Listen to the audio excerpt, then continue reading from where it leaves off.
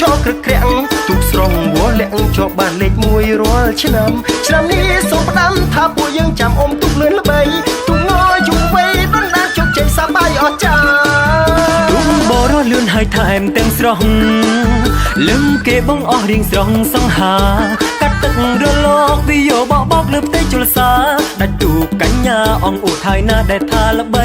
ទូកងយូរវ័យប្រណាំងស្រស់ដៃយកជ័យជំនះអំបញ្ញចៅស្រីប្រស្រស់ដៃកម្លាំងឃ្លាវខ្លាទូកនារីហ៊ានតឲ្យដល់ពីកម្លាំងសាមគ្គីអមលឿនអស្ចារ្យនារីសុំញាំងពិតជាលំបាកយកឈ្នះហើយណាយុវជនបដិញ្ញាឈ្នះគ្រប់តែក្តារសង្ហាឥតទាស់ទូកលឿនដោយហងម្ចាស់នៅកំឡោះស្រស់ស៊ីវិល័យទូកងយុវវ័យថ្មីដៃមិនអន់មិនណយឯណាទូកល្បីអ្នកអមក៏យុងវៈវ័យពីសេះស្រីស្រីចង់ស្គាល់ឈ្មោះណាស់ជួនកាលអមប៉ះទូកឈ្មោះបតុមក្រពុំដោយផ្កាសាន់ជ័យចេស្តាលឿនលួយអស្ចារ្យមហារិទ្ធីអមទូកតាមគីតាមប្រពៃណីតាំងពីដូនតានឹងហើយហាត់ថាអស្ចារ្យទូកងក្រុមយុវវ័យ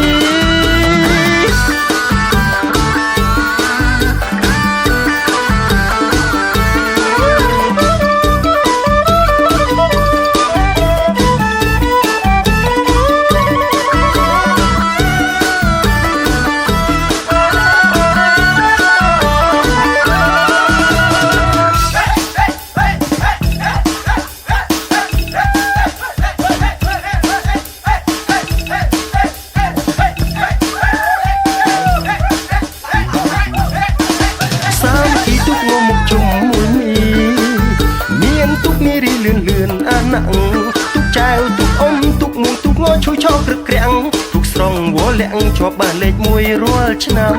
នេះសូមផ្ដាំថាពួកយើងចាំអមទូកលឿនល្បីទូកងយូរវ័យដណ្ដើមជោគជ័យសប្បាយអស្ចារ្យទូកបរលឿនហើយថែមទាំងស្រស់លឹងគេបងអស់រៀងស្រស់សង្ហាកាត់ទឹករលកពីយោបបលើផ្ទៃជលសាដាច់ទូកកញ្ញាអងឧថៃណាដែលថាល្បីទូកងយូរវ័យប្រណាំងស្រស់ដៃយកជ័យជំនះអំបញ្ញចៅស្រីប្រស្រស់ដៃកម្លាំងឃ្លាវខ្លាទូកនារីហ៊ានតឲ្យដល់ពីកម្លាំងសាមគ្គីអមលឿនអស្ចារ្យនារីសុំញាំងពិតជាលំបាកយកឈ្នះហើយណា